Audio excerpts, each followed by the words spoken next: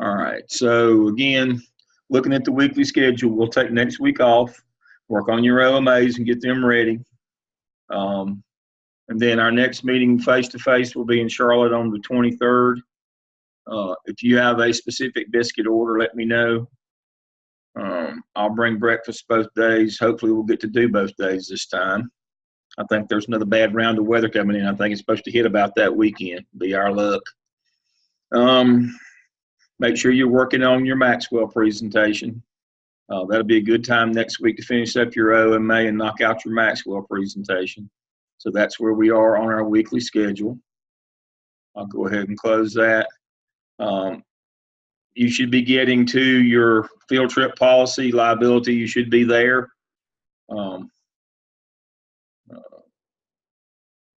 One of the things that I've been responding back, it would be a good idea, especially if your district doesn't have one, to maybe enter into a discussion about developing a policy for handling parents and media that show up at an accident site, maybe a protocol for the staff members that are there.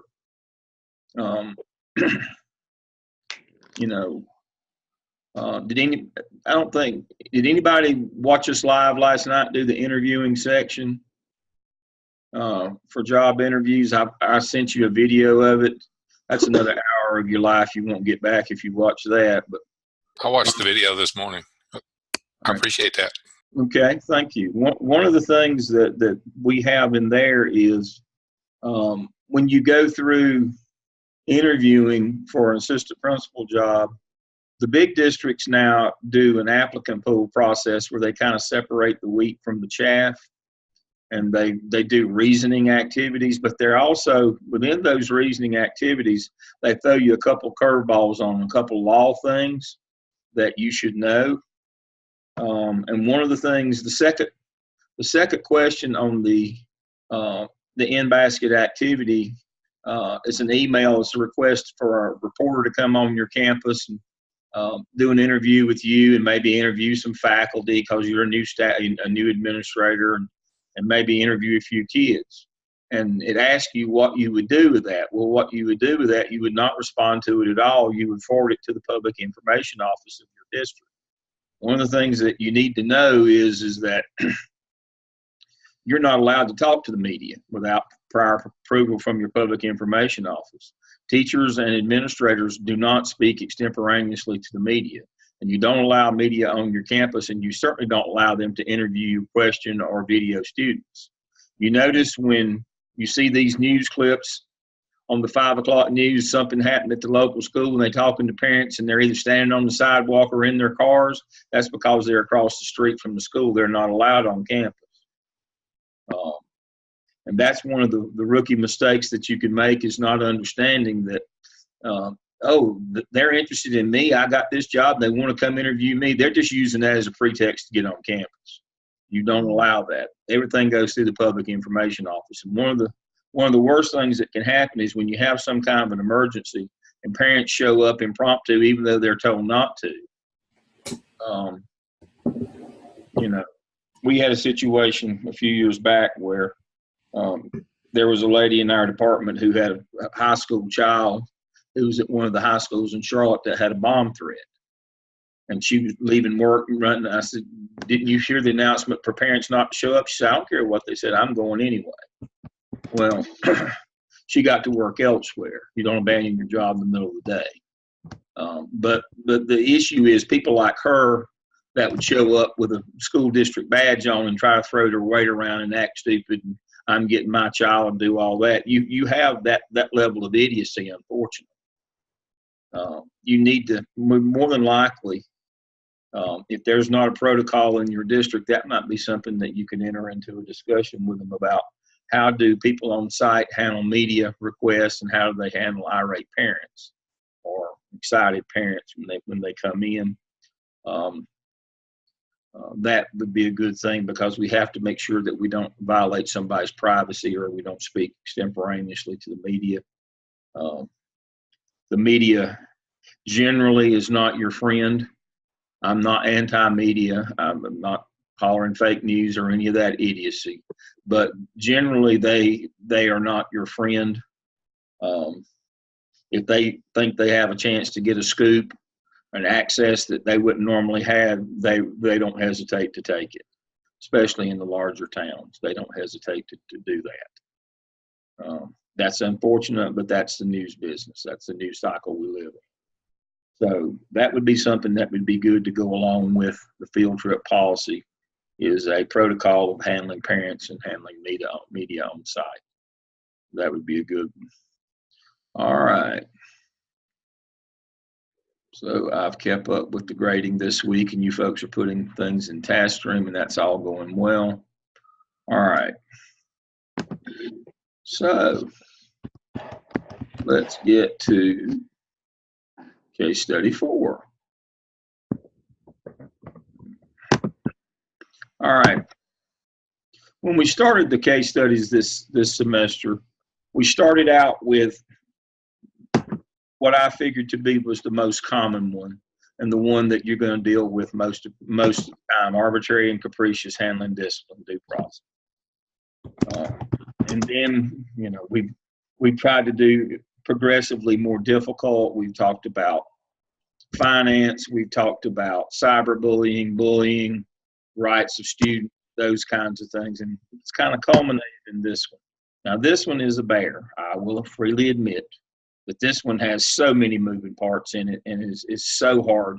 Elizabeth and I talked earlier this week. This one is, you know, you have personal opinions, you have, you know, professional opinions, you have the law. I mean, this one is a booger. I will admit, but it's relevant for our times, and so I'm going to be really interested. I'll look through Elizabeth's presentation that came in just a few minutes ago. I'll look through it quickly, but I'm going to be interested to see what has come out of this one, and I've got a document that I'm going to show you at the end. And we're going to refer back to the Leandro case as well. So, all right, let's get started. Who's going to go first?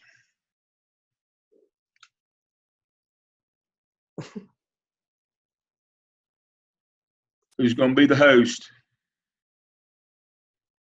Call out a name. Here we go.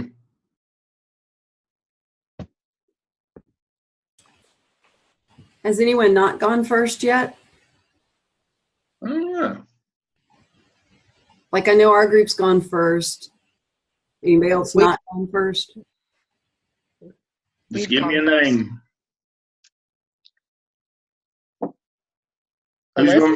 Elizabeth, you want to do this? Elizabeth is now the host. We love you, Elizabeth. All right. I felt that bus from my back. All right. Okay. All right. Let me stop my share. Elizabeth is now the host.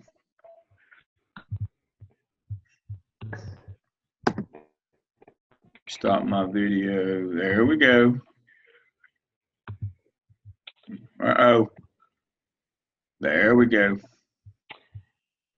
All right. So, you know, we took a look at this from a lot of angles. And so I'll kick us off with some of the law and policy things. So just a little bit of highlight about the scenario, very relevant to current issues facing schools and parents.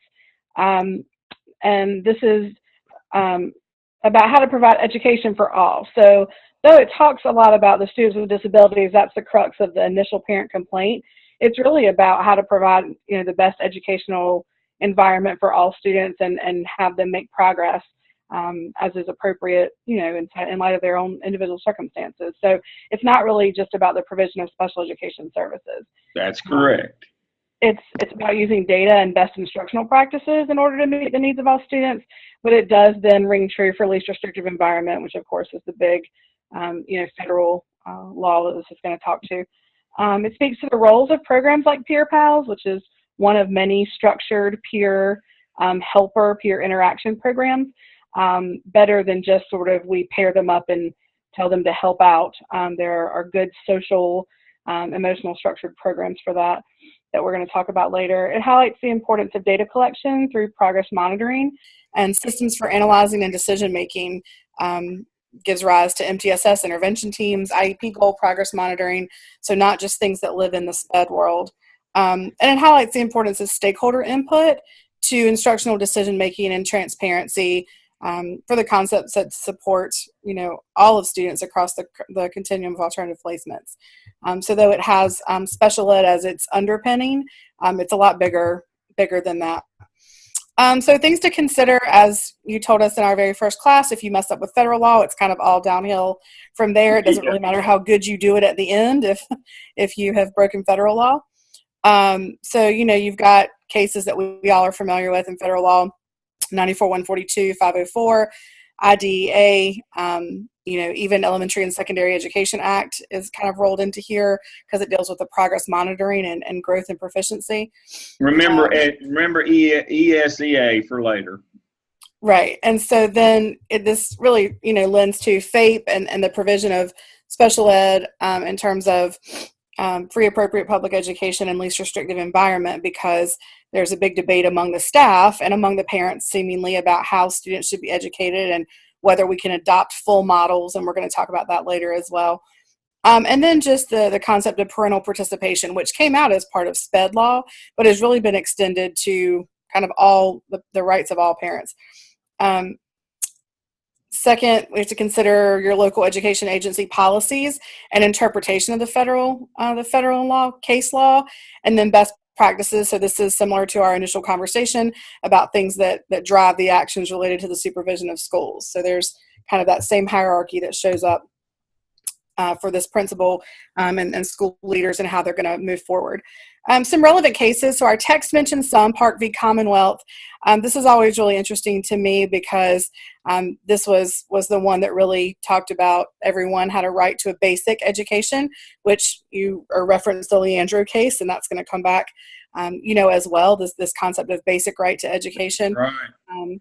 And then the court expanded that, and in their ruling, how courts like to rule and then send out a big memo about everything that they also meant in their ruling. And this is also the beginning of LRE. So it talked about the placement in a regular classroom is preferable. And so this was a conversation, way back before lots of us were born, going on. And so then this really jumps to the two major laws that impact special education right now. Since 1982, special ed has basically run off of the Rowley case. This was that first Supreme Court interpretation, and then what eventually became IDEA. And the whole concept of the case was that the student could stay in regular education as long as they were getting some educational benefit. No one defines what that is, and that's why everyone's job is so hard, but that's what we've been running off of until 2017. When the Andrew F. case was tried in March of that year. And since then, this is wreaking havoc on how we have always looked at the lens of least restrictive environment. And now we have new language, 3 big ones that deal with progress that's appropriate in light of a child's circumstances, that it must be reasonably calculated, which is the data component, and that the goals for a child with a disability have to be appropriately rigorous. So, kids can't just sit in a classroom just to sit there. The goals have to be appropriately rigorous. So all of that kind of brings us back. And we noted Mills v. Board, because that was the non-exclusion statute, which drove, the 94-142.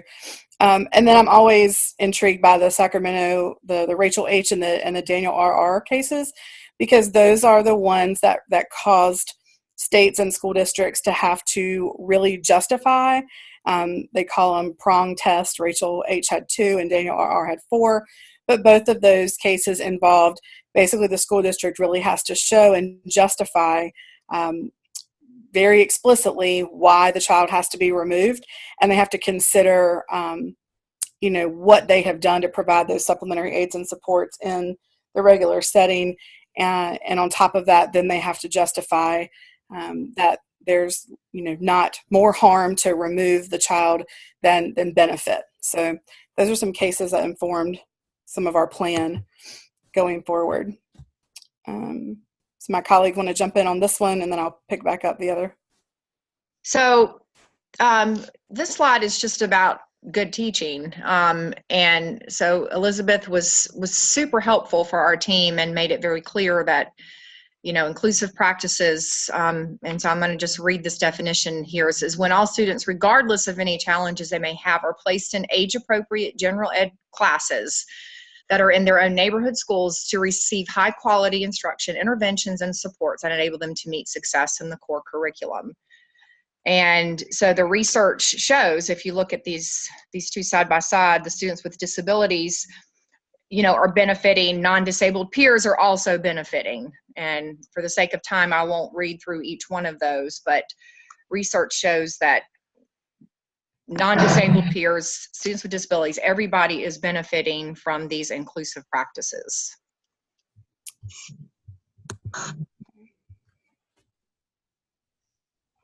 This was another. Go ahead. Go ahead. Karen, you want to go ahead? Okay, just real quick. This was another idea that Elizabeth shared with us. And once again, for general ed purposes, not just students with disabilities, just good teaching. And so this is a little graphic organizer I thought really displayed quite clearly the idea of engagement and representation and action and expression and all those pieces that should be a part of any classroom. And Karen really found that, and Dania and Karen talked about UDL in our planning session together that we did. And, universal design for learning, really that's the crux of specially designed instruction, which essentially means that if you're doing good UDL across for all students, you almost work me out of a job because you don't necessarily need a special education teacher anymore to provide good specially designed instruction for a student with a disability, because you are essentially doing that. So all of us know about UDL as curriculum people, and if you connect that to the specially designed instruction, this is the working definition right now that is being used in practice, and just looking at that, adapting the methodology, content, and delivery of instruction to the unique needs of a child. And in special ed, it has to do with the child's disability. In general ed, it just has to do with filling those gaps. So we felt like that UDL was going to be the main thing that Eugenia and her staff could do, just to sort of work backwards, which is the whole premise, and building a good instructional model for everybody. Look at where all students are and what all students need, and then just begin from that premise and not kind of focus on this as a special ed issue versus a general ed issue. For the principal and her staff considering a new approach, the law prohibits schools from just adopting one method to support students with disabilities. So you can't just say, we're going to serve everybody this way. The continuum of alternative placements won't allow for that. So in the question that was asked about kind of which way should they go, they really don't so much have an option to exclude one versus the other, just more how do we make it work for everybody and what are our processes to ensure that it's working for everyone.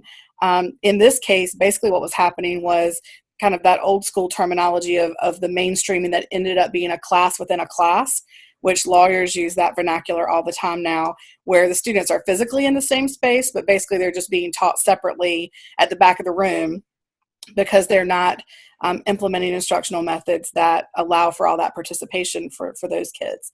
And essentially this was happening for both the gen ed kids in our scenario and the kids with disabilities. Neither of them were participating in a cohesive, class model. The kids without disabilities were getting worksheets and those type of things, and the special ed kids were getting class within a class. So adjusting the instructional practices in the classroom by using evidence-based approaches like UDL, co-teaching peer pals programs could be a solution of the parents, really on both ends. I'm sure the parents of the students with disabilities have concerns about their students. That wasn't a side that we yet heard, and one of the questions asked us to consider, what about those parents and what they want? You guys want to pick up here? Yeah, so this, once again, I teach several inclusion classes, and I have for years, and so these are some co-teaching models that we have used that have worked well, and those are just some of the ideas: one-to-one, one teach, one observe, one teach, one support, team teaching, alternative teaching, parallel teaching, and station teaching. But I think what the point was, Elizabeth, as I remember well, was, once again, this is not just about special ed. This is about, right, okay. This is about just good teaching. Right. So Marilyn Friend, of course, all us curriculum folks know Marilyn Friend's name. She's kind of the co-teaching guru, you know, and she just promotes these as a toolbox for teachers, you know, not the end all and be all. It used to be years ago that it was like, oh, we have to pick one of these and do it. And now it's really morphed to what works for each unique situation, and how is that, you know, how does that work for students? Okay, I'll jump in on this slide. The question was like, how might the principal approach this in future meetings with her teachers? Is it necessary to choose one approach over the other? And is one view more correct than the other? So we've kind of answered that. You're not necessarily, you can't choose one approach over the other. And what I stated is that all points of view are valid, but a one-size-fits-all approach is not going to work, and that there are multiple options that need to be available for students. So as the principal is approaching this with the meetings of her teachers, I referenced the care paradigm. She needs to make sure that loyalty and trust is there. She needs to show that there's concern, but yet there's a connection. I thought that fit nicely with how she needed to approach her teachers with this. Okay, and then what is the path that she should take? And for that one, we looked at the professional paradigms and then the justice paradigms as a guide for her as she is traversing these waters to figure out what she needs to do. She needs to reflect on those.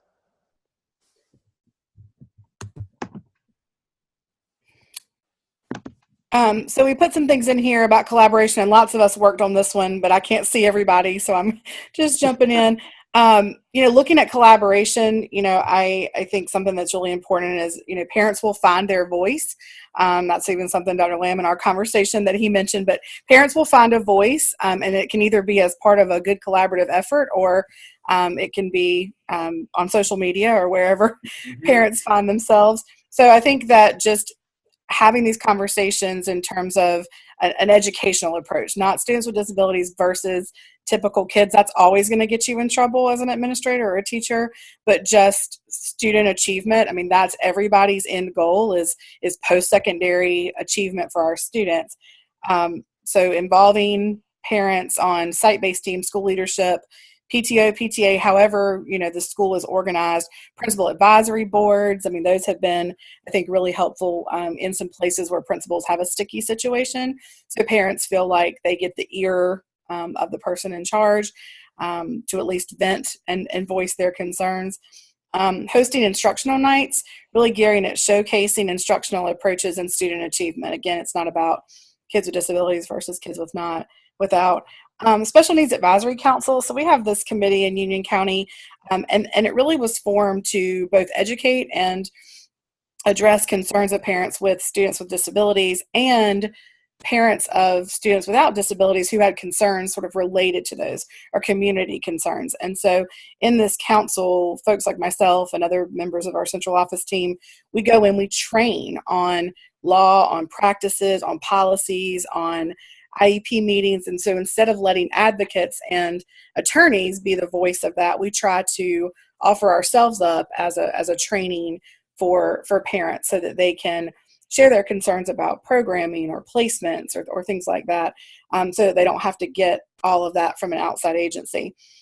Peer Pals, again, this is what we call our program in Union County. It's called a lot of different things. Again, students choose this as an elective course in middle and high schools, and they get instruction on advocacy and working with people with disabilities and kind of inclusive workplaces and just humanitarianism and global service. And so we've piloted, all of our high schools have this, and then we've piloted it in our middle schools. We now have 3 middle schools that are doing this. So in all of our programs where we have kids who are mostly separate and don't have a lot of time in general education, typical kids come into the classroom and they've been trained by the EC department to provide peer support for academics, for functional skills, for behavior. They go on field trips with our classes. They come to Special Olympics as their cheering section and as their buddies. And then they're encouraged to invite those students to go to clubs after school, games, and that kind of stuff. And it's gone a long way to help some of our parents who have negative views about a specialized placement or a separate placement, feel like their children are included in the classroom.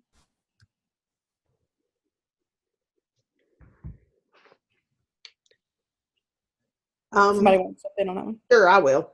So the question was, as an expert in the area of learning and evaluation, what might Ishmael, the technical coordinator, do to integrate some and create some harmony out of the differences of opinions? And there was a quote that said, good instruction is good instruction, regardless of the student's race, ethnic, or socio backgrounds. And to a large extent, good teaching is teaching that is engaging, relevant, multicultural, and appealing to a variety of modalities and learning styles. And so with that, he could actually meet with the teachers to help identify strategies that are inclusive and not exclusive, that work best in context with other ideas and concepts and not in isolation, focus on students working with social situations rather than alone, promote activities, techniques, and goals that are interactive and interdisciplinary, and realistic rather than, I cannot say this word. Esoteric. You're good. There you go. And with all these things, try to, you want to empower your students to be actively involved in the process of their own learning rather than passively receptive. So those are just a few things that you're not attacking one or the other. You're not saying one is right, one is wrong. You're saying, let's come together and find the best that we can do to help our students, all of our students.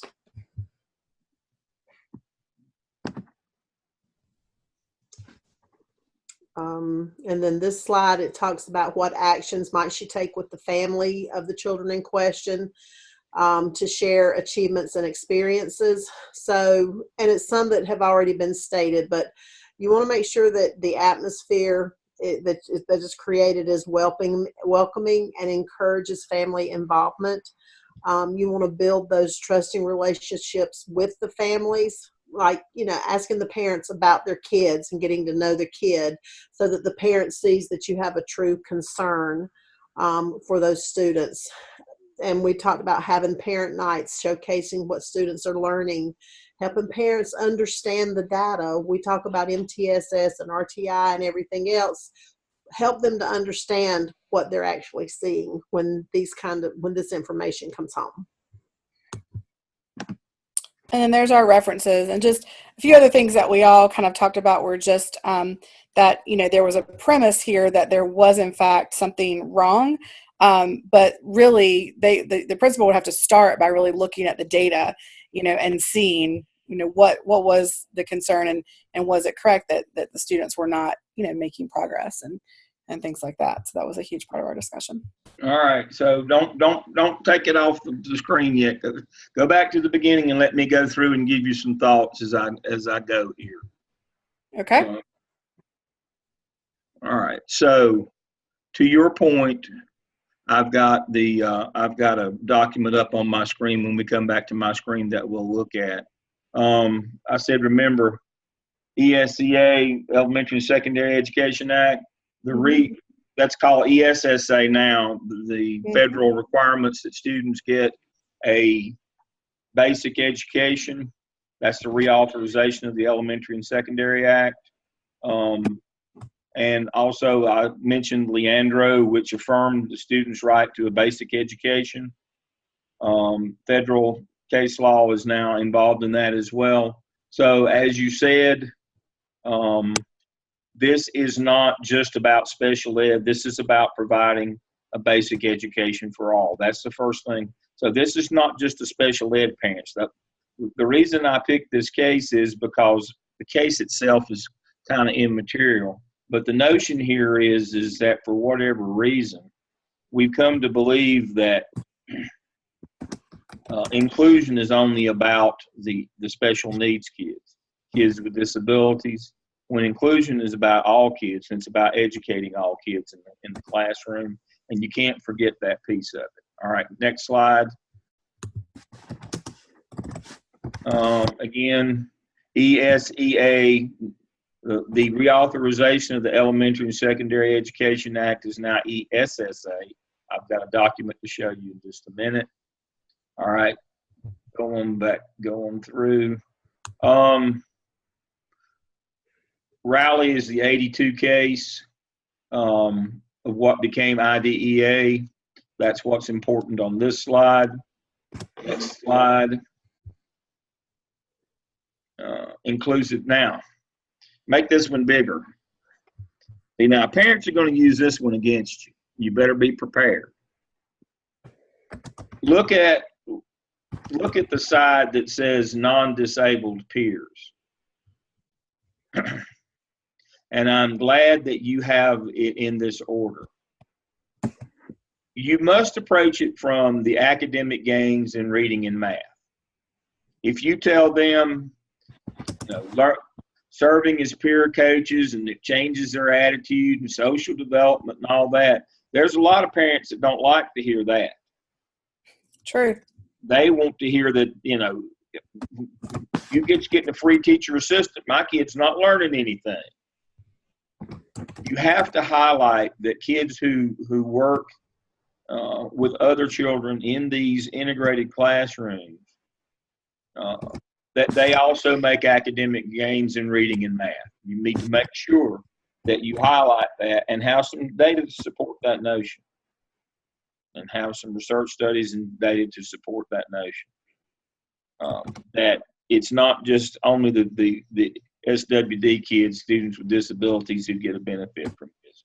You must harp on the success of regular ed kids in academic gains. You must make sure you do that. Next slide.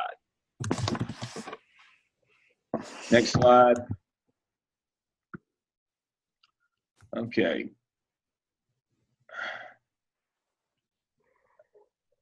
Differentiated instruction is good for all children. But here is where you're going to get the biggest kickback from teachers. That they don't like having to differentiate the same lesson. That's got to become standardized in your building. Not just because of exceptional children, but a lot of kids have different learning modalities, and you can't be fighting that battle all the time. I mean, one of the things that we do in our regular 4 or 5 semester master's program is we have one of our blocks, the 4th block in that program is the curriculum, and we spend a whole semester teaching administrative candidates how to supervise, how to organize and supervise differentiated instruction based, because that's the key. But for whatever reason, differentiated instruction has become associated with special needs kids. The reason why we're having to do this is because of them. But you as a leader in your building must convey to teachers and get them to understand that differentiated instruction is good for all kids. That you have different learning modalities, and that one instructional methodology just does not fit every child, regardless of whether they're exceptional or not. So that speaks to the culture of your building, that you understand that teaching is not just conveying information in one format, that it's deeper and broader than that. So this speaks to the culture of your building. Next slide.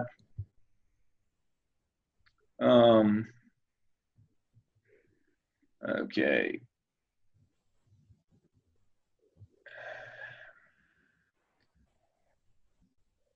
The class within a class, school within a school,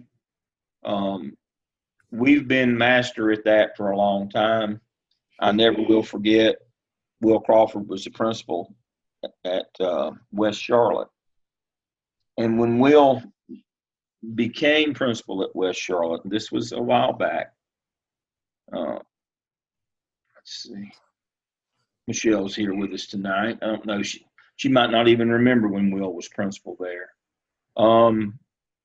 But what Will found when he got to West Charlotte, which had supposedly been the model for integration post the Swan decision in '71, the idea is that they would send kids from Myers Park East over to West Charlotte, the elite white kids in the district, and that they would make West Charlotte the model for integration for busing after the Swan case in '71. Well, things went on for about 20 years, and Will Crawford became principal at West Charlotte. But what he found was a school within a school.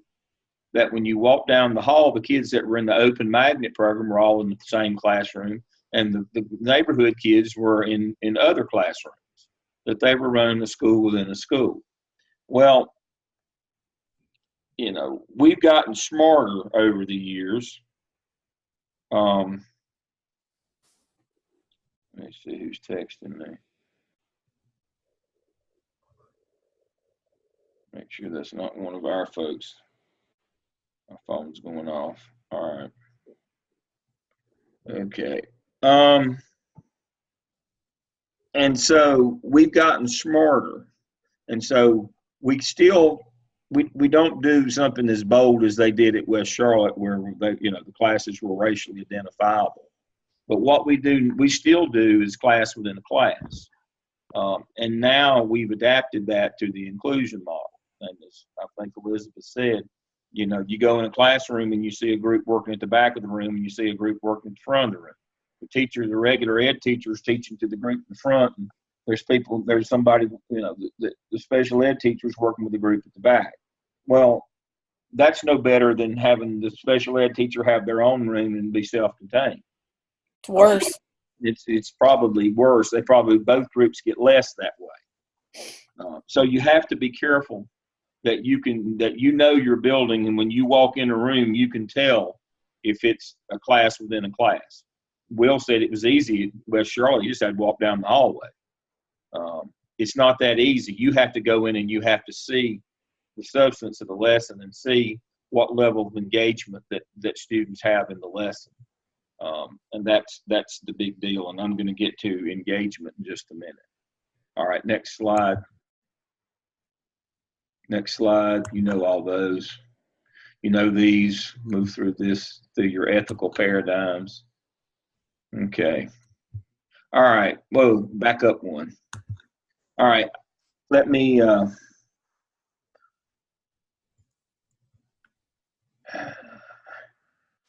engagement. I tell people I only know two things about school after 40-something years in the business. If teachers and kids are in the room together and they are engaged, you got a shot.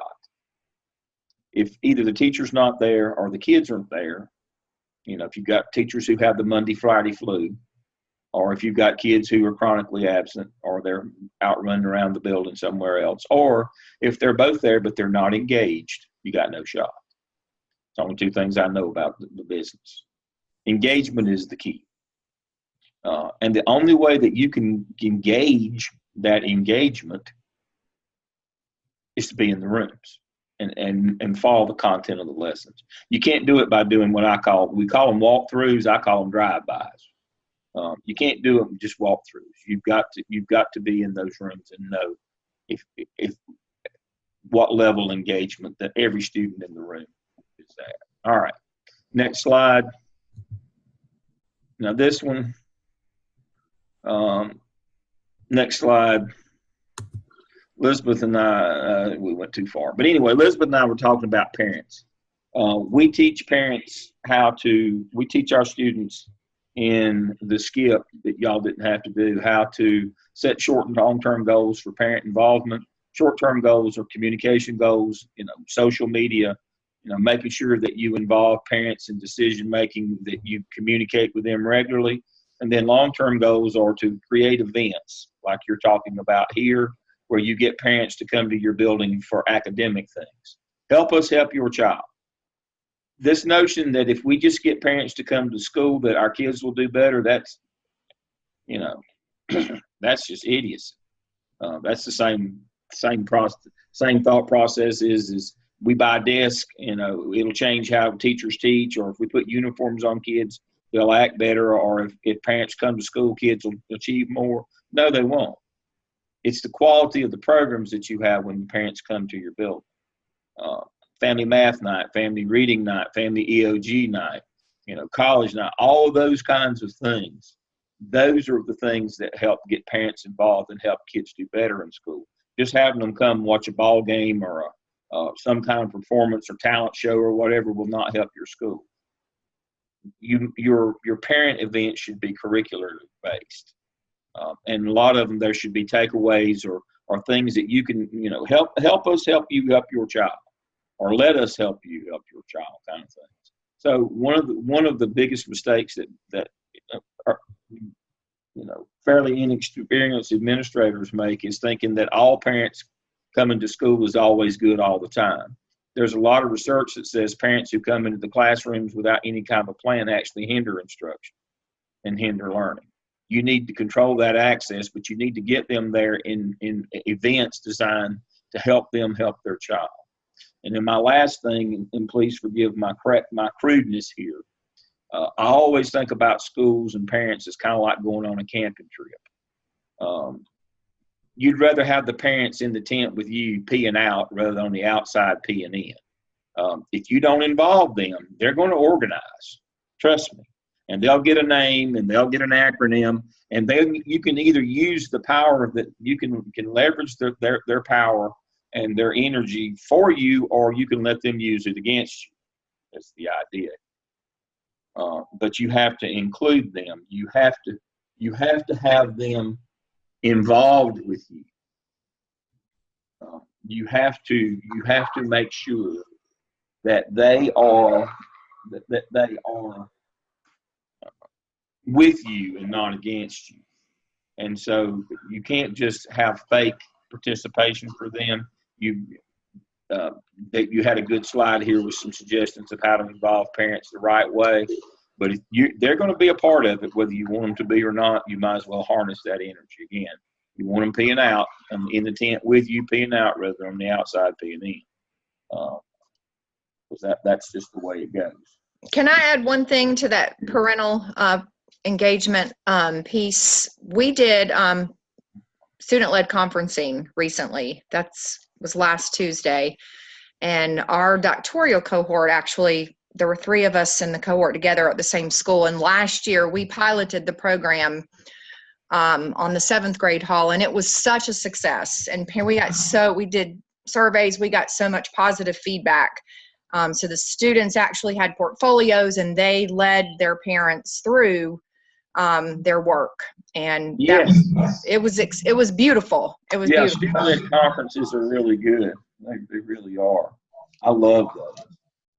I love them. All right, so this is what I have here is a summary of the Every Student Succeed Acts legislation reauthorizing ESEA. That's what I was referring to.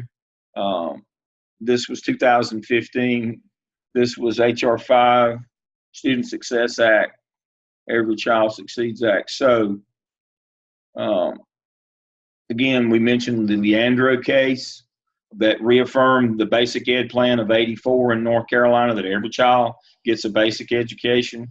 That was from Leandro, the low wealth districts that sued the state. And so that was the reaffirmation of that. The ESEA Elementary and Secondary Act of '65 that brought us all the titles 1 through 9, Title 1 through Title 9. That was reaffirmed again in 2015, and it basically says what Elizabeth was talking about is this is about education for every child. State design long-term goals, academic achievement measured by proficiency and annual assessment. It basically told the states that if you don't have your act together, we're making you have your act together in terms of every child must be educated. So this was the latest reaffirmation of ESEA from 65. And Leandro, the Leandro decision that came down recently was as a result of this. They said, all right, every child has to get, basic ed again. We're reaffirming the Basic Ed Act of 84 and ESSA of 65. And so your presentation hit the essence of what I wanted you to learn from this one tonight, is that this wasn't really about an inclusion and all these acts for elementary and secondary and exceptional children. It's really not about just exceptional children. It's about every child. And so we're going to have to find a way to accommodate every child in these classrooms, not just the students with disabilities. And the vehicle to do that, one, is engagement in the classroom, making sure you don't have a class within a class, engaging parents and harnessing the synergy of them rather than letting them use it against you, and making sure that your staff understands that the coin of the realm in teaching is differentiated instruction, period. It's not just something that we do every once in a while if we have a kid in the room that, oh God, I've got a kid with disability in my room. I'm gonna have to do 2 lesson plans. No, what we do every day is we differentiate instruction. These sound like fairly simple things. You folks are in the trenches every day. You know as well as I do that this is not happening every day, and it's a struggle. It's a battle. And it's almost like, you are the person in the middle catching errors from both directions. The teachers are hurling rocks and shooting arrows at you from one side, and the parents are hurling rocks and shooting arrows at you from the other side. That is, you're caught in the middle. I mean, that's the job. That's what makes this difficult, is trying to convince teachers to differentiate instruction for everybody, not just students with disabilities, and that they need to make sure that all kids are engaged in their classroom at all times. Convincing the regular ed parents that it's not hindering their child's education to have those kids in there, and making sure that the kids with disabilities parents know that their children are being served. Whew. It's tough. It is tough. But if you go into it with the mindset that this is only about these kids with disabilities, they put them in the classrooms and we just got to make it work. If you go in, you'll fail. Your perspective has got to be broader than that. And thank you, Elizabeth and I talked this week. Thank you for bringing that in. You hit the nail on the head. This one's a home run. The trick on this one was it's not about EC at all. It's about all kids. And if you got that part of it, then you got, somebody's teaching you something better than I am, because y'all are getting these. Y'all are making it too easy now. Maybe I need to make these cases tougher. But y'all are really catching on. And this is, I feel, I was kind of undecided about, I was hoping against hope that y'all were doing the things you needed to do, but you are. And so you get it. I should have figured you curriculum people are a lot smarter than us administrative people anyway. I get told that every day. My wife's a curriculum instruction specialist. So I get told regularly that they're much smarter than we are. I believe that now. All right, who's next? We'll go, Dr. Lamb. All right, Patricia's going to go. All right. I'm going to reclaim the host. I'm now the host. I'm making Patricia the host. Yes, I will.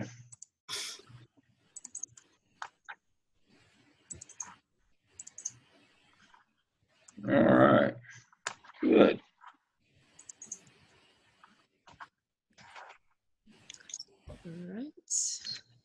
Okay, so I'm going to start kind of the summary. We've already talked a lot about the case tonight, but this is a small elementary school. It's located in a semi-rural village in Chile.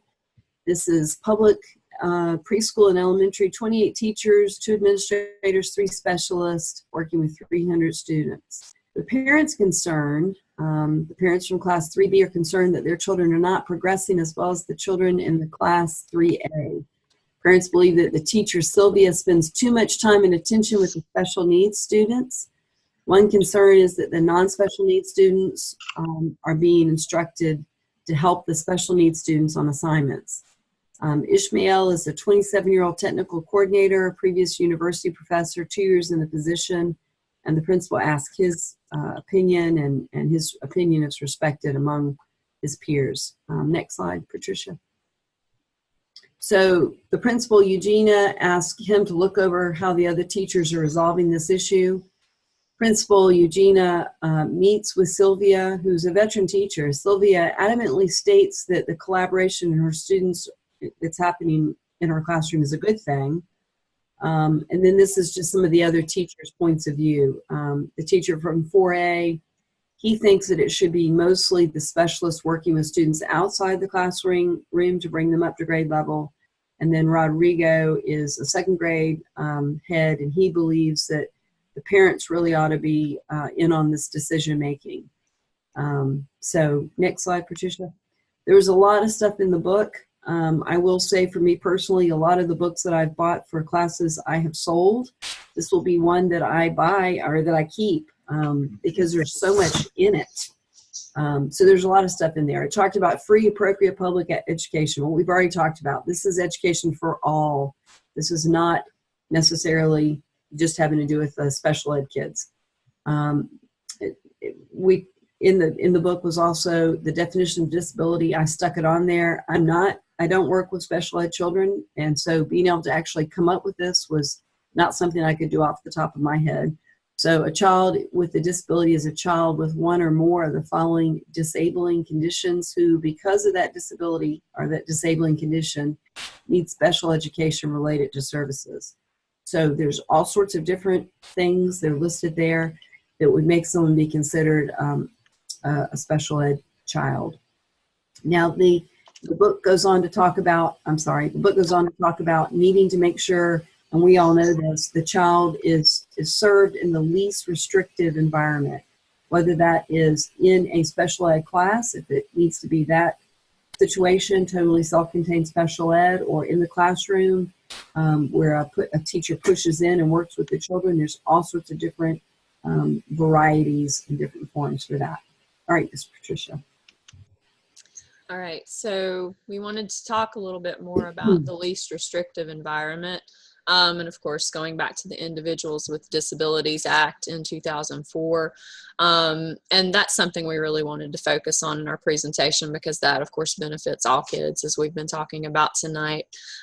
So special classes, separate schools, or removal from those classes should only happen if it's an extreme circumstance. So if it's so severe that the services can't be provided in that appropriate education setting. And we wanted to also take a look, of course, at the difference between inclusion and mainstreaming. And inclusion, of course, is that teaching approach that we've been talking about all night. So we should focus on including students in that environment, but also benefiting all kids. I taught inclusion classes for several years, and we were responsible for the instruction and planning. And I had a really great EC teacher, and it truly was team teaching. So it wasn't that class within a class. So we had a really good rapport, and we went back and forth and tried to make those individual plans for all students. So this is one of the things that the principal in our scenario might have considered, of course, placing that trained EC teacher in the classroom to assist the regular ed teacher and, creating that sort of PLC environment. Mm-hmm. And that would have allowed them to remain in the least restrictive environment, but gain the benefit of both instructors. We did team teaching, station teaching, which of course was really great and interactive for all the kids, and had some really good results. And our principal was really good about placing an emphasis on the benefits of that true inclusion model for all students, especially since we added MTSS tiering and we're differentiating instruction for all students anyway.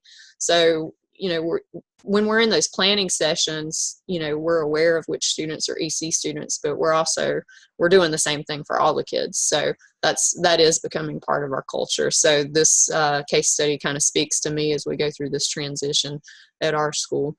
And the mainstreaming, of course, that placement of students in those regular ed classes, but with the instruction being delivered by the special ed teacher. And of course, all of those services would be outlined in their IEP. Got some of the same cases that we've already referenced tonight. The Greer case, of course, deciding in favor of the parents who had objected to the placement of their daughter in a self-contained special ed classroom. Basically stating that before the school district could conclude that a handicapped child should be educated out of the regular classroom, they would have to consider whether, you know, the supplementary aids and services would permit that education in the regular classroom. So the big takeaway of that case was that everything had to be considered before they could remove that child. Elizabeth's group already talked about the Sacramento case. And of course, that bringing in that 4-part balancing test. So looking at the educational benefit of placing the child in that regular ed program, the non-academic benefits of the placement, the effect the child would have on the teacher and the other students, which speaks to this case, and the cost, of course, of that placement. And then the Aberti case, in finding for the parents in that case, they, of course, ruled in favor of a placement that was more inclusive, again, than the self-contained placement. We also referenced our general statute for our powers and duties of the principal, looking at the authority to classify students and to do what's in the best educational interests of all pupils. And then, of course, referencing the 504 Act, making sure that they're getting the supplementary services that they need.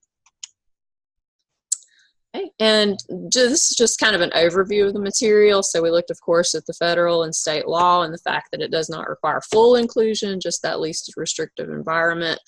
I also looked at the principal's ethical paradigms and felt that the ethic of care and profession, of course, fit well here.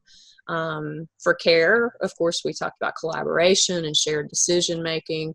And for profession, we want to be accountable for student academic success and model those principles for our staff as well as our students.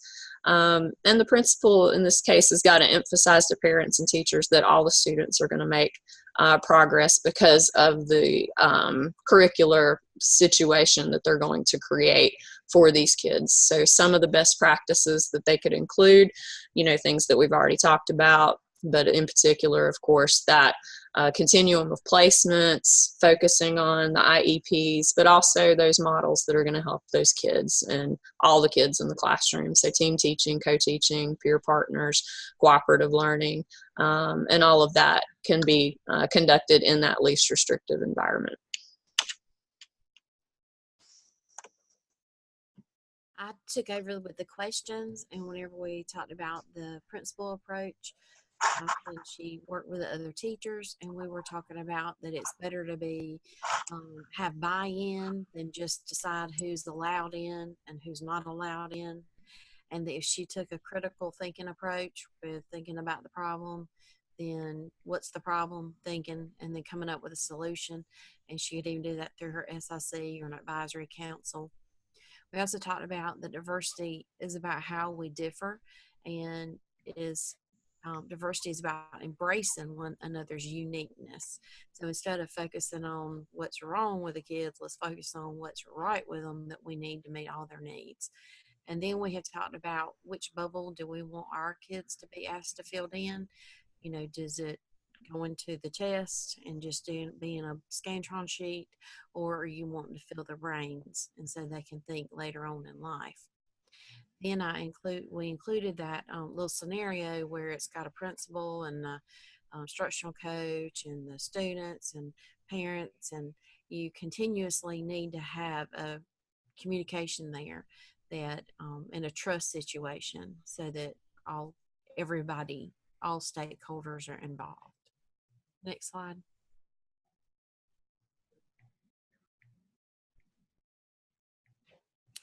we decided the path that she needed to take was to allow to have buy-in from the parents and to do critical thinking and then do the problem solving loop, even maybe doing this with her whole faculty, with her SIC group, with her PTA, let the parents have some type of input into what's going on. And there's one point of view more correct than the others. And we said everybody's ideas are very important, and that the problem, you need to look at all different facets of the problem. And then looking at problem solving, you need to identify it, define it, explain it, and take action, and then look back. And you might need to do that several times to get to a really good solution.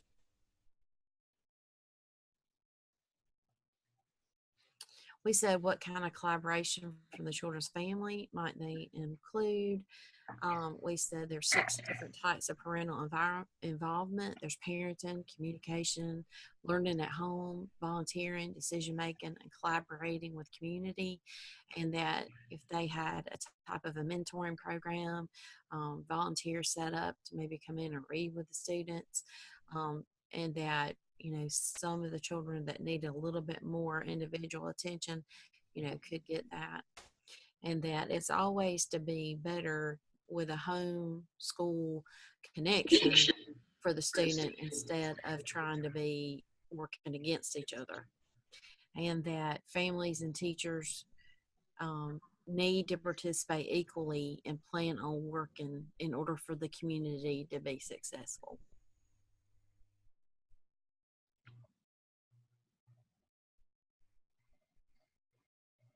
In order to maybe to start this process as an expert, to ask Ismail, our technology coordinator, one of the things that we can do, or the school can do, is a comprehensive needs assessment, and specifically probably looking at, is there a problem with their instructional model? Is there an issue with their co-teaching models or lack thereof? Everything needs to center around the school improvement plan. So reviewing that school improvement plan, creating an action plan based off of your needs assessment, and then of course, important, so that all of your teachers understand exactly what they're doing. And then of course that, like Kancey was talking about, that would increase your buy-in and your ownership of whatever you decided to do. And then to make sure that this plan is supported through PLCs, again, to increase buy-in, to increase implementation, fidelity, and things like that.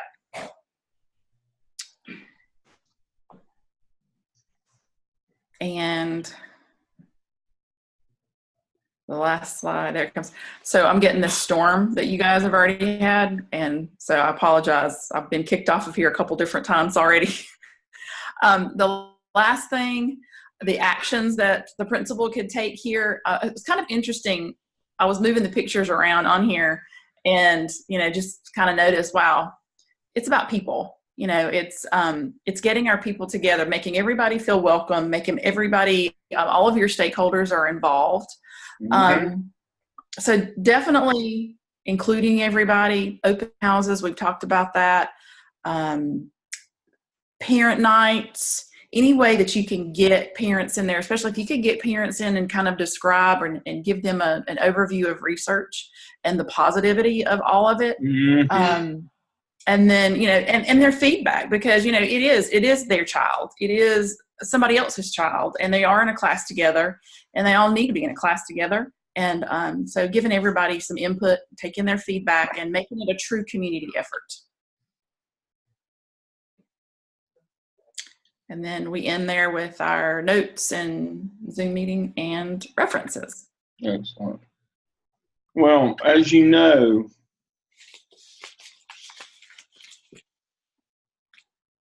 if you're of my vintage, you probably didn't go to school with exceptional children. They didn't come to school, prior to 73, so that was not part of my experience.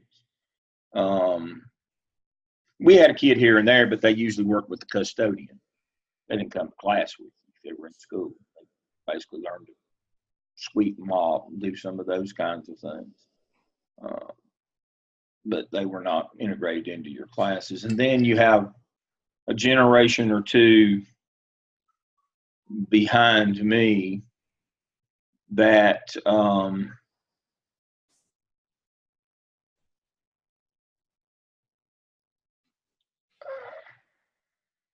they went to school with special ed kids, but they were self-contained classes. That's probably most of your experiences of the age group that you folks are in. Is that while there were exceptional children in your building or on your campus, they weren't in the room with you. They were somewhere else in the building. And then, so my point is I'm not defending parents who come to school and are nitwits. But what I'm telling you is this has not been their experience. And so that's why you're going to have to spend as much time educating them as you do the kids on the benefits. That's why I love that last slide, Kim. Thank you for that. You're going to have to educate them on the benefits that their kids, that this brings to the classroom and to their children.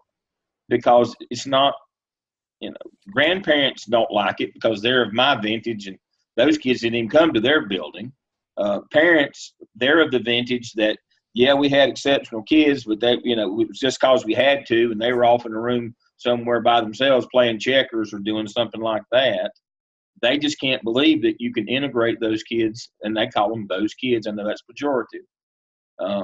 They can't believe that you can integrate those kids into a classroom and make it better. That's just not their experience. I think Kim made a good point. You're going to have to show the data, that this works, and you get parents in. But if you can get them in and doing some of the activities that they can do with their kids at home, and help us help your child, then you can kind of bridge this gap that you're going to have. But again, grandparents, gosh, them kids wasn't even in the building when I went to school. How can that be? Parents, yeah, we had them, but they were over in the room by themselves. It's not part of their experience, and that's that barrier you're going to have to break through with data, education, involvement. That's what you're going to have to break through with those people to get them to understand. Now, before we get to our last presentation tonight, I want to ask you a question. And your opinion on this is this is an opinion question. The majority of students with disabilities, what do they do post high school?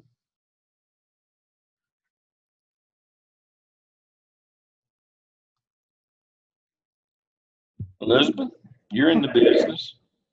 It depends on how advanced their school district was on planning for post-secondary transition and how much work with the IEP was done, starting in middle school and working all the way through, and how much access they had to work towards post-secondary goals, and how much connection their district made for them and their families with appropriate resources. So, I'm fortunate to be in a county with a transition specialist who works tirelessly to this end, and our students, diploma track or no diploma track, are employed in competitive employment. They're going to college. They're going to specific programs in four-year universities.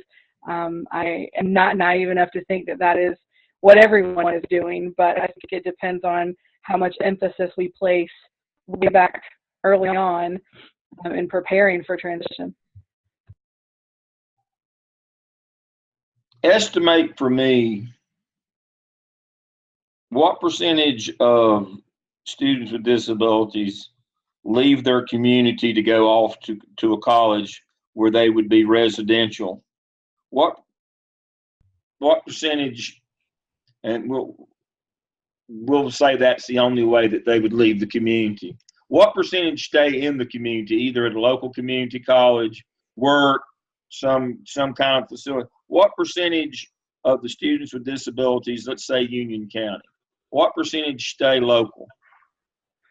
Gosh, that's a hard question, because for us, stay local still has a lot of access to four-year universities. So if you're talking about that's okay. That's okay. part of staying local. I'm talking about I'm only talking about, we're excluding only the group that leave and go to a residential 4-year university away from Union County. Everybody else, if they're in 4-year university, even if they commute, what percentage of exceptional children in Union County leave the county? And conversely, the beta on that is how many stay. Even if they're in a 4-year university, how many stay in the county? Yeah, I'd be remiss to try to do that. Certainly, when we have more stay local, we have more students stay local, in general than like when I was in Charlotte-Mecklenburg. So we just have more students who stay locally. I would say a good half of our students with disabilities overall participate in some sort of post-secondary education. That's what our data has been looking like for the last 4 years. But very few of them actually go off in their residential somewhere else. That's the numbers are pretty clear. So you need to do a little research, but what you're going to find is about 80% of kids with special needs stay in the district where they matriculated through public education, K-12. About 80%.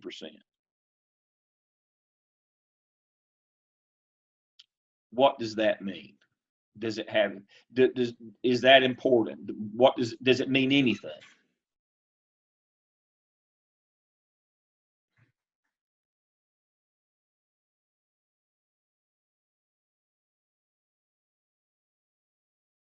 I think Go ahead. I think that it means a lot because you're looking at so many facets of the special education world. You're looking at the actual student. You're looking at the family that student may or may not support with the checks that they get in. A lot of times in my world of EC and working at West Charlotte, when we are trying to exit students out into the forest after they graduate, a lot of parents, we get a lot of pushback because parents don't understand that the magnitude of the financial piece. And they need to sometimes keep their child close in order to keep that check coming in, because that check is a part of their household income. Mm-hmm. So that's when you get a lot of where that percentage is so high of students staying locally, because your money is starting to dwindle. And then parents or grandparents or aunts or uncles or guardians, period, are just like, okay, where's our income going to go? If this child gets 18 and older, no longer do I stop signing for whatever disability checks, SSI checks. All of those checks stop coming.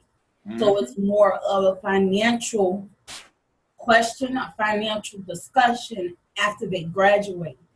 Therefore, and a lot of parents are not educated as well. A lot of students are not educated on truly what their rights are.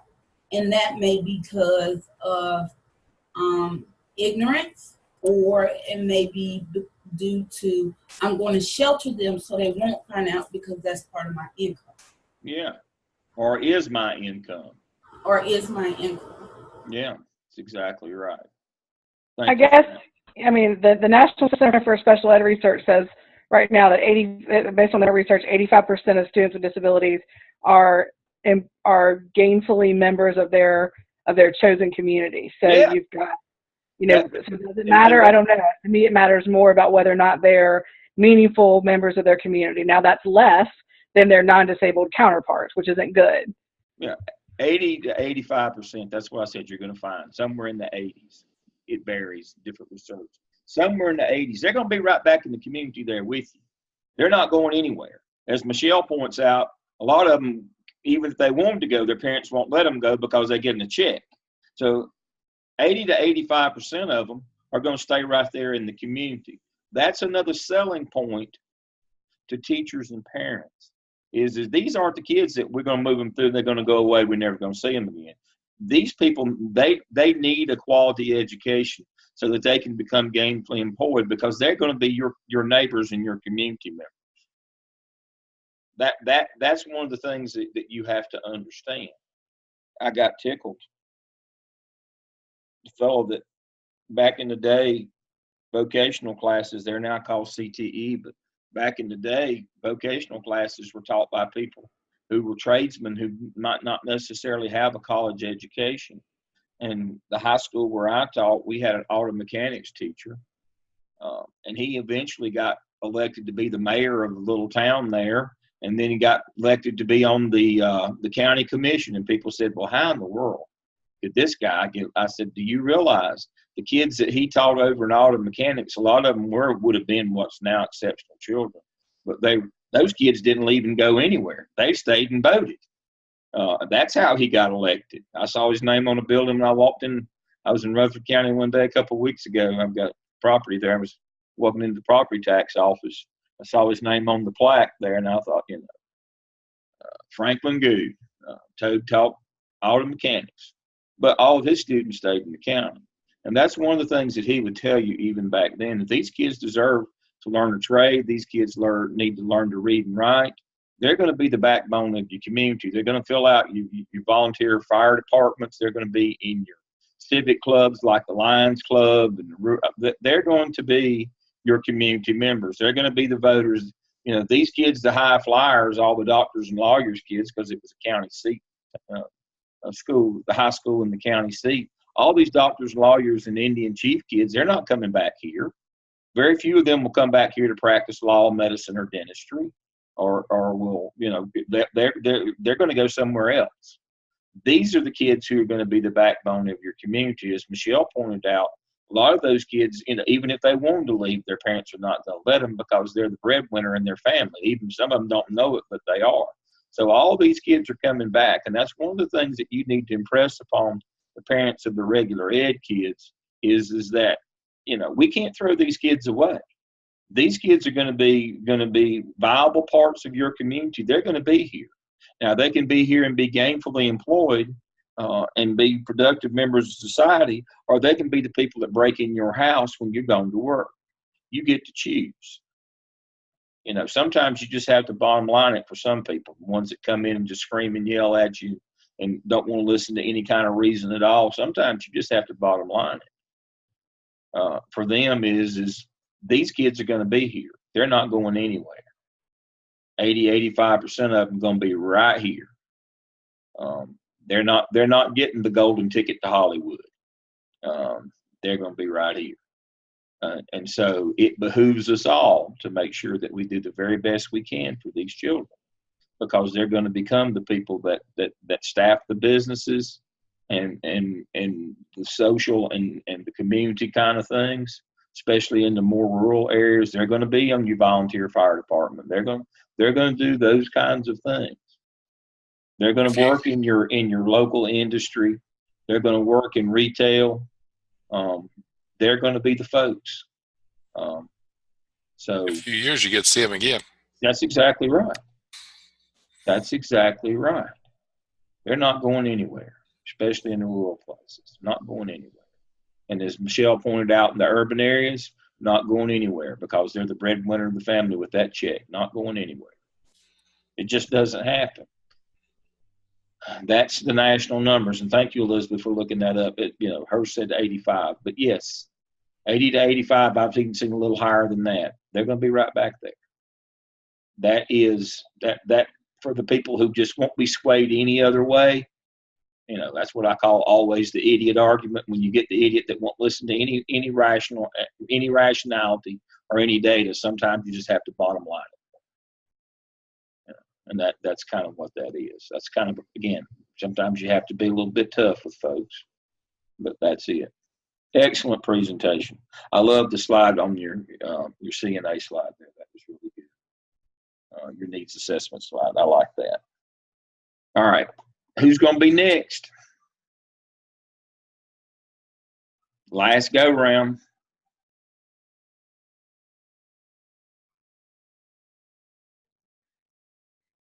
Don't everybody talk at once.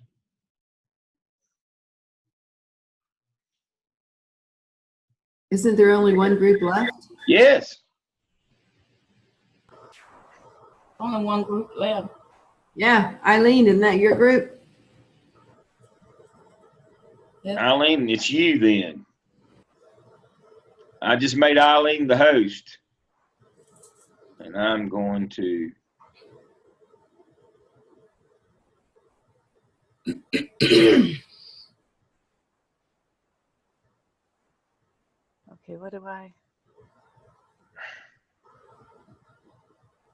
I share? Is that what I do? I can't remember. Yep. Share. Just hit share.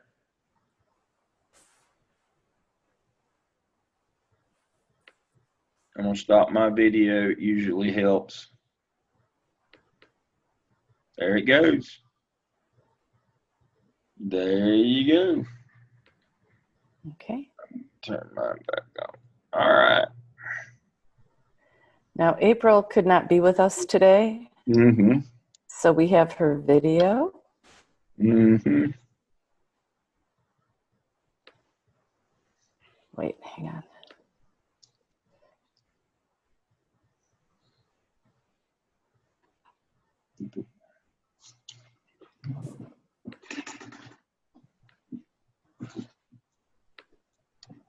Oh, that's not going to work.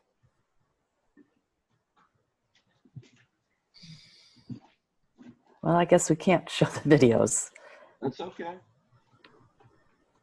All right. I'm sorry about that. I should have gone through these ahead of time. All right. So Michelle is doing.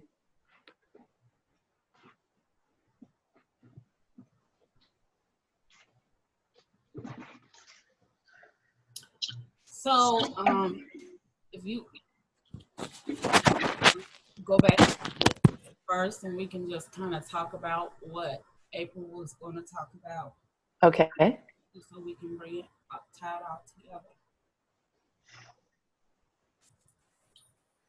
So she basically was going to, like the other groups, kind of do the case and talk about the different aspects of inclusion, as well as just what it means to have an inclusive classroom versus a mainstream classroom versus a quote unquote segregated classroom.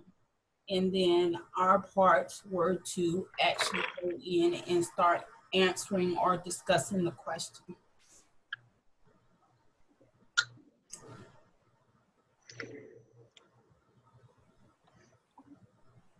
Can we get rid of the, Eileen, can you, there we go. Good. So, we need to get rid of that video deal there. So this starts my slide, and it was answering the question, how might the principal approach this in further meetings with their teachers, and then is it necessary to choose one approach over the other? And as each and every group has said previously, you're talking about the whole child, and that doesn't mean it's a student with disabilities versus a student that doesn't have disabilities. You're talking about the educating of a child. And as the principal, that's what she needs to focus on.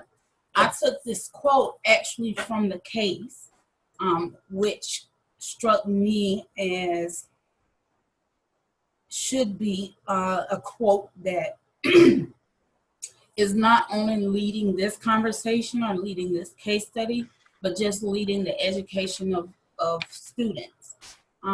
Basically saying that we want all of our students to progress within their own capabilities. So that's going back to, doesn't matter if you're a student that has a disability or a student that doesn't have a disability. Looking at that as the principal, her approach should have in the back of her mindset and I forgot to put the dash in it, excuse me for that, but definitely is the PL 94-142. That's our Bible as special education. And as a principal, that should be one of your Bibles as well. Mm-hmm. It carries all of the laws, all of the concerns for students that are receiving specially designed instruction. Another piece is you're assuring the parents of the schools the goal and mission of your school, and that encompasses of the district. If you are educating all students, that means every student in each and every classroom, you're giving them not only students with disabilities a free and appropriate public education, but you're also giving those students without disability. And nowadays we use the word differentiation so loosely, but differentiation can be in any form. It can be how you set up the classroom. It can be how you present the content. It can be how you allow students to turn in their work. It can be through independent stations, for example. You provide professional development to your teachers. I kind of felt sorry for the teacher because they talked about her age, and you kind of assumed that she had that experience with that age. That's not necessarily true. Because you are 50, you can be set in your ways depending upon where education was when you started. So again, when the principal is talking about, when you're looking at the principal's approach, the principal needs to have a very open mind.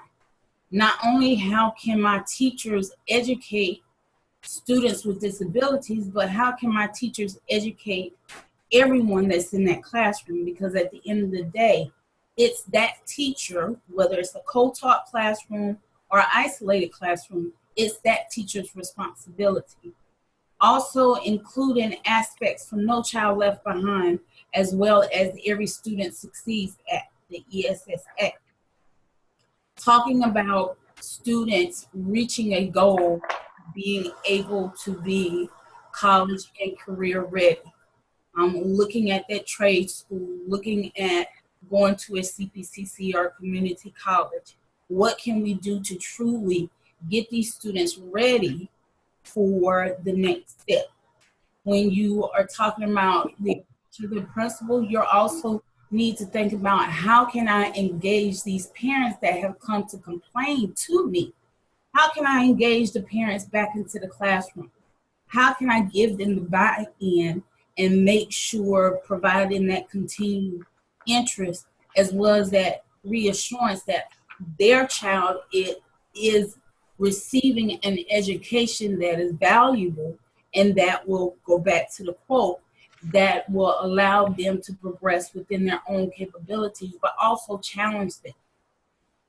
One piece that I looked at was the Universal Declaration of Human Rights, and it is their basic human right to receive an education. How can we do that as a principal? So is one approach more necessary than another? I don't, in my opinion, and you can go ahead and go to the next slide. In my opinion, you can't isolate one. You're going to have to use multiple approaches to make sure that your students, as well as the parents, are educated. So when you're talking about Eugenia, who's the principal, you need to think about the legalities. Because when you're talking about students with disabilities, you're talking about a federally mandated piece of paper for each of those students. And that has got to be abided by to the T. It has to be data that supports what that teacher is doing. And if that teacher doesn't have that data, you better go ahead and get you a lawyer, as well as the principal. Because at the end of the day, it's the principal's responsibility to educate their teachers and to help their teachers become knowledgeable about different ways in which to provide specially designed instruction. And for me, in my perspective, it's not just specially designed instruction for students with disabilities, it's specially designed instruction for all students, because all students don't learn in the same manner. During those walkthroughs, and going back to what Dr. Land says, we're not doing a 5-minute walkthrough. Hey, how you doing? Ooh, you look cute today. We're talking about walkthroughs that truly get that data and evidence, so that when you have a debriefing conversation or a coaching conversation with your teachers, regardless of who it is valuable, it is valid, and it is something that's tangible that teacher can take back and start implementing. And if they still don't understand, then that's when you start doing different avenues of professional development, what have you. But you also talking about the paradigm. You're talking about that support. That's when that caring paradigm comes in. That's when you're looking at the justifiable paradigm as well as the professional paradigm. It was very unprofessional in my opinion, for Eugenia to ask the technology coordinator to go and talk to the other teachers, and you haven't even spoken to the first teacher. And when we were talking in our group, my first thing was, I don't even understand what the technical coordinator has to do with this situation. Unless that technical coordinator has some type of background in EC or instructional coaching. But for you to go out and start gathering information about a situation that doesn't even have to deal with the rest of the class, for me, that's one-on-one no-no. All right. Let me suggest to you that the principal, by doing that, said that this is a capital funding issue, a technology, furniture, the capital side. So the principal, I guess, solution is we'll just use technology. Well, I guess, that's the same mentality that caused the .com crash. We're doing all this technology, but what's your product? Well, technology itself. Well, that's not a product. But I love your point there, and I've got a picture that I'm going to close out the night with that amplifies that point. So also going to the collaboration. If that technical coordinator is given that piece, then that's the piece that tech is Eugenia's responsibility, is to look at all facets of what she has, what resources she has, and how can I bring all of those resources together to ensure that this classroom is a collaborative classroom that's supported through technology, it's supported through any outside resources, it's supported through bringing the parents in and letting them get knowledgeable about what education means. And it's not a segregated education, it's an inclusive education, meaning it's for everyone. Okay, next slide. Okay, I got one more.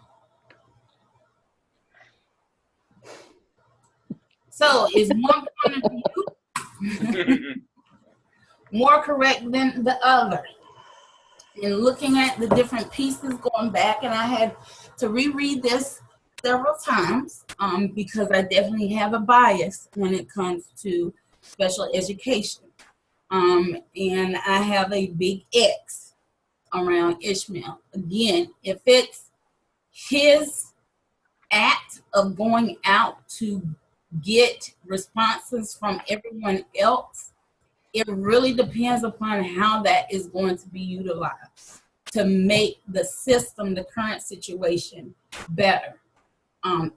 As a principal, if I'm getting slack, for lack of better words, or negative connotation from parents, my first responsibility, I need to go see myself.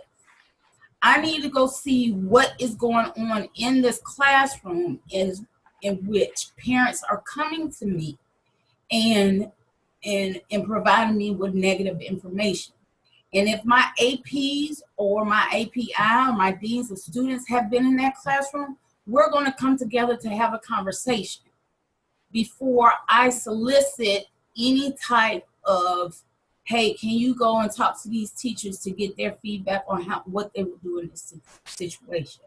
My opinion, she was just working backwards, and she was not ensuring the caringness of the students, the parents, and the teachers. Okay.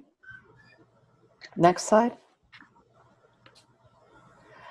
Okay. For my part, one of the things that really bothered me about this is that there didn't seem to be a district-wide meeting explaining what inclusive was.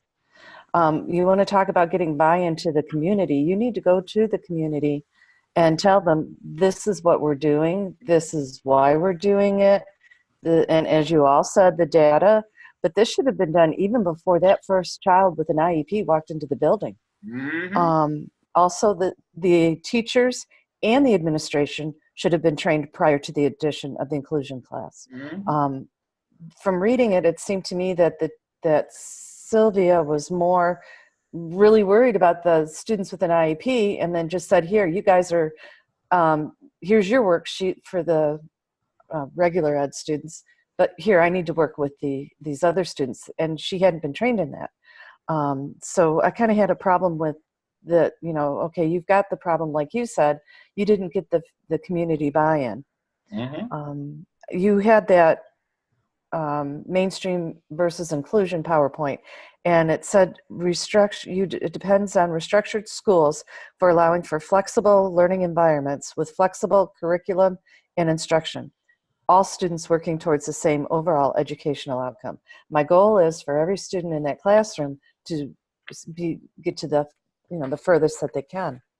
But I really, Yeah, great point. Every student. Yeah, and again, the fact that they didn't get the buy-in from the beginning hurt.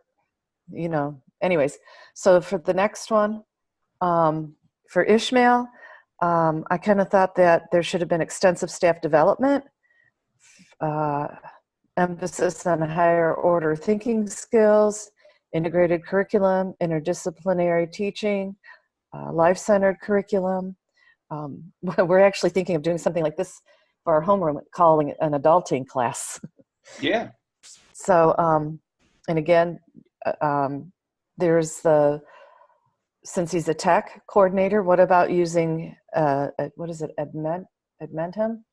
There's quite a few different programs, Khan Academy, and that would utilize tech in creating differentiated instruction and showing the teachers how to do that, how to work through that.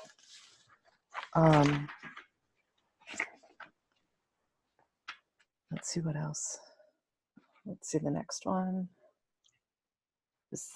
Being the last person in the last group, you guys have really covered everything. I'm kind of just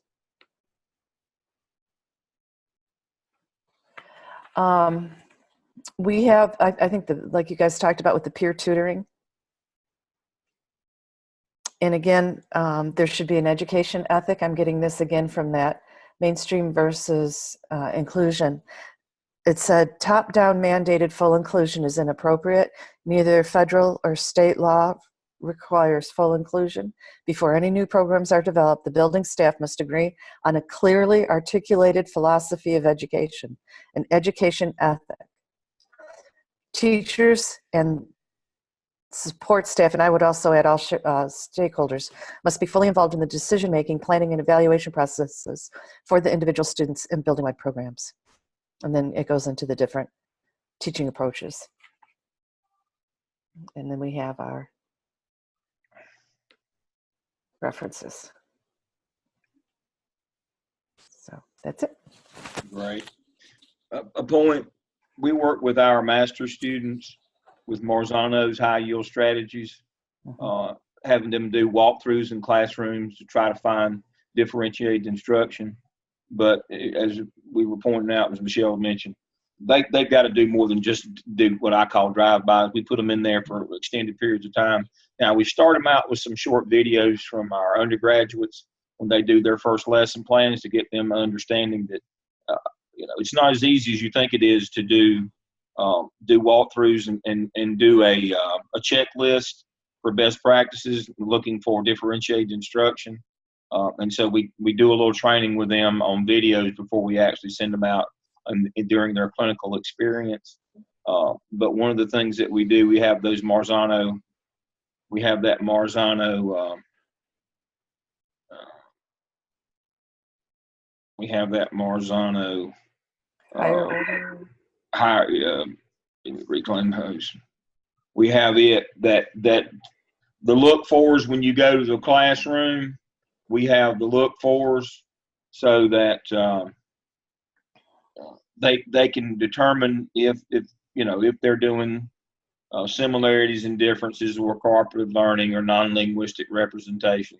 We have the look fors in the room to do that. And so, yes, we try to train them. But one of the things that we try to get them to understand is you can't just walk by and stick your head in or walk in and talk to a kid. That is not doing walkthroughs the proper way, looking for differentiated instruction.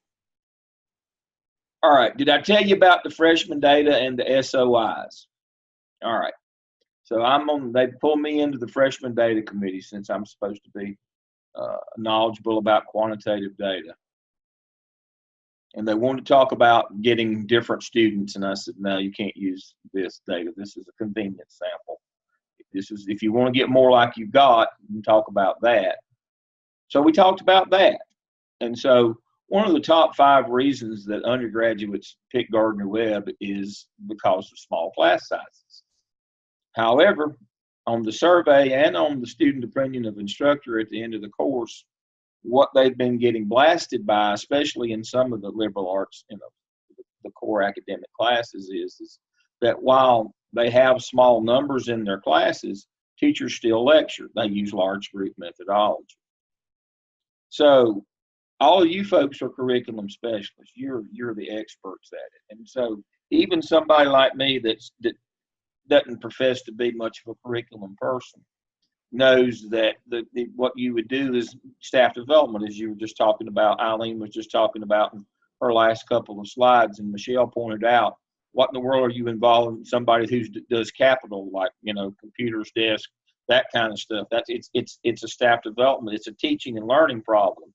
It's not we'll palm it off on the tech guy and he'll figure out some way to make this happen. So the feedback at Gardner-Webb was the students we get come. One of the top 5 reasons is because of smaller class sizes.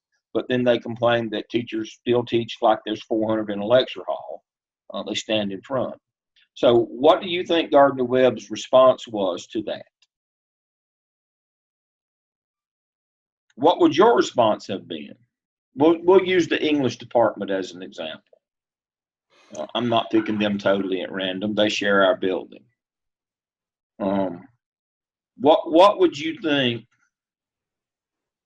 What would you think would be the response that department would do to the notion that Professional development. That would seem important to me. Teachers This have was their their own response. Let's see if I can bad pull it up. practices. This was their response.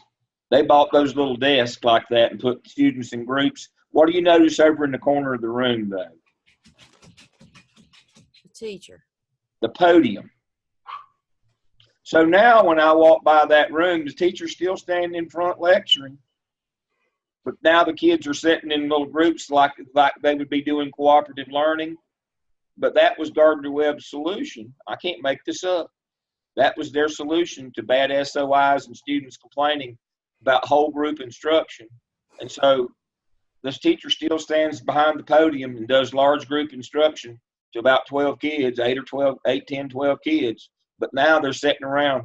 This is the same idiocy that would buy uniforms to put on kids and think that'd make them behave better. But they thought if they would just, use a capital solution, spend some money on the desk, that would change the teaching modality in that classroom. That would force teachers to change their instructional style. So I came by one day, and that teacher was again behind the podium, but had made them take all the desks out of the little clusters and put them around the room so that they were all facing her as she lectured. She didn't like looking in the back of their heads. Now, I've got an over-under bet working. I'm a statistician by trade, so I don't gamble. I understand, there is chance involved, so you'll usually lose your house. But I've got an over-under on spring break before the day that I come walking in and all these desks are back in rows like the old tables were. I'm betting it's the under. Before spring break, they'll have these back in the same rows they had the desk in by spring break. But this is the common, this is kind of like, we'll get to the kind of the benediction here. This is the common response that too many administrators give who aren't experts in instruction like you people are. It's some kind of a capital funding, we can buy something problem.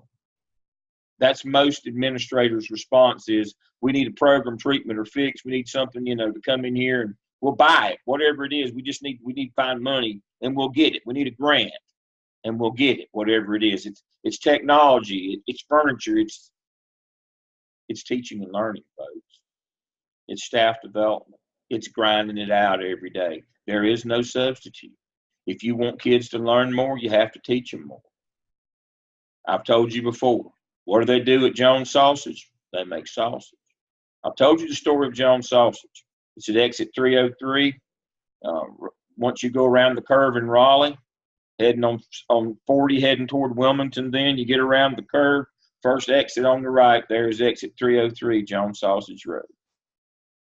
When I go to Rand Road Elementary, which was in the news today for having some crazy substitute, by the way, but when I go to Rand Road and supervise interns there, I get off on Jones Sausage Road. It's the back way into Garner, right below Raleigh. I ask people, what do they do at Jones Sausage? And people say, I don't know. They make sausage. It's just that simple. We know what they do. What do we do in public education? We teach kids. There's a lot of other moving parts and a lot of other things that go into it, but in the end, that's our core competency. We teach kids. But for some reason, we try everything in the world to keep from having to teach kids or to change what we're doing now that doesn't work. We don't want to change. We'll do anything to get success except what it actually takes, which is to differentiate instruction. We'll buy desks. Students complain that we're teaching whole group methodology and that we're just doing one style and they're not getting it. And the whole point of coming there was to get small class sizes where they thought they'd be doing group work and cooperative learning and similarities, and that they would be doing small group instructional kind of things.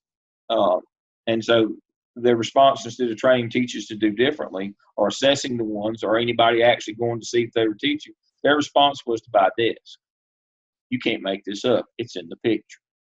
I can't believe I work with people that dumb, but I do. But it's common. I'm telling you, it's common. To you folks, it's just common sense. Why aren't you doing a staff development plan? Why aren't you doing walkthroughs? Why aren't you doing assessment? Why isn't assessment informing instruction? Boo. Now, you've quit preaching now you're meddling, and you've gone too far. My wife used to work with a lady at Table Rock. She lived about 4 miles past where the pavement is. Those of you who know where Burke County and Table Rock is, they got a new preacher at Ramona's church, and he was really turning it out that first Sunday. And they were amening him from all over the church until he said, "You got to quit making and drinking that white liquor." Said you could heard a pin drop in the place. Chairman of the deacon stood up and said, "Oh no, preacher," said, you stopped preaching and now you're meddling. You've gone too far. When you ask people to differentiate instruction and actually work at their craft, it's almost like you've gone too far. Now you're meddling. Now you've taken away my academic freedom. No, we expect that that we get results, that performance matters, that we're not doing this just to bring a check home every month. The whole idea here is student performance. Assessment has to drive instruction. We have to differentiate for different modalities. It's not just about the exceptional children. They're all exceptional. They're all wonderful. They're all gifted. If you don't believe it, just ask their mamas. They are. We need to be concerned about every child every day. The law says we're supposed to be. The reauthorization of the Elementary and Secondary Act, No Child Left Behind. Basic Ed Plan of '84 in the state of North Carolina, reaffirmed by the Leandro decision. We got to do it for all of them. But for some reason, we'll do anything but what we need to do. I don't understand this in our business. We're our own worst enemies. We need to involve our parents. We need to make them stakeholders in what we're doing. We just refuse to. I just don't get that. We think that parent involvement's come to the ball game on Friday night. Not understanding that has no impact on what goes on in the classrooms every day. But this case study it's all about classrooms. It's all about instruction. We need to find ways to be successful rather than use the laws to hide behind and be barriers to the things that we need to do. And so that's what this one was about. Y'all all caught on. Thanks for playing along. I appreciate it. I appreciate the hard work and the depth of the scholarship that you've had. It's good to work with groups who are knowledgeable about instruction. I've been very impressed with the work that you've done. I appreciate that. I will see you again, I guess, face-to-face on the 23rd in about 11 days. We will not meet next Tuesday night. I'll give you an opportunity to finish up your OMA and also your Maxwell presentation. On February 23rd, that Saturday, I'll bring breakfast.